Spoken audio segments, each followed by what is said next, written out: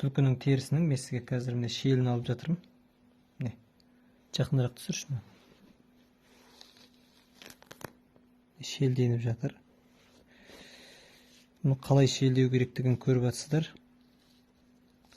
Енді бұл бұлай шелдену үшін алдымен бұның иі қану керек. Иі қанбаған терінің шелі бұлай алынбайды. Иі қанған терінің астымен мынандай ағарып тұрады, көрдіңіз ба? Міне. Ал енді бұл шел. Шел дегеніміз жұқа, ет, көк еті ғой енді. Жұқа өзінің сондай бір терін ұстап тұратын еті болады. Міне. Қараңыздар. Бұның алдыменен илеу тәсілдерін бір ауыз айтып кетейін. Ең алдымен түлкінің терісін алып жуып аласыздар. Іші сыртын түгел жуасыздар. Міне. Жуып иісін кетіресіздер. Мынандай үлпілдеп тұру керек, көрдіңіздер ме?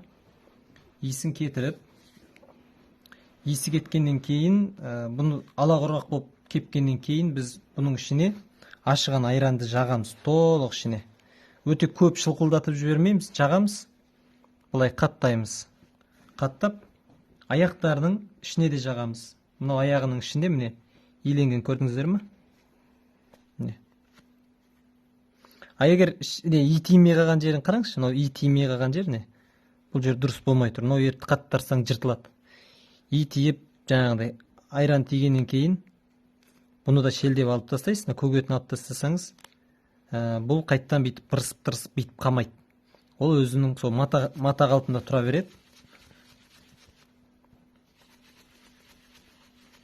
Осылай алдыменен өстіп қойып, ертесі күні бір түнде қойсаңыз, ертесі күн таң атқан кезде жаңағындай алып шығып, ішіндегі шел идің бәрін қырып алып тастайсыз. Ол кеуіп ала құрғақ бола бергеннен бастап жұмыс жасайсыз. Сосын бұны өте қатты ыстық жерге қойсаңыздар, мына жүні түсіп қалады. Түлкі терін алғаннан кейін бұны тұздап алған дұрыс негізі. Тұздаса, елдер айтады, ойбай, анау болады, мынау болады деп. Тұздаса, иі қанады. Тұздаса, бұл қақпыш болып қатқамайды. Оны қайттан илеген, жуған кезде жібейді. Ий жаққаннан кейін қайттан қалпына келеді. Тұз бұның құрамындағы белокпен күреседі, жаңағындай. Өзінің сарсуын алады терінің. Илеп толық болдым дегеннен кейін барып, міне қараңыздар, мына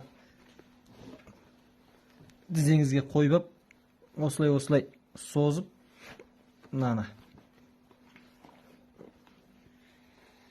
өстіп созасыздар. Емжетек шелдері ақырын ажырап жатыр. Екі бұттың арасына қойып, бүйтіп кересіздер.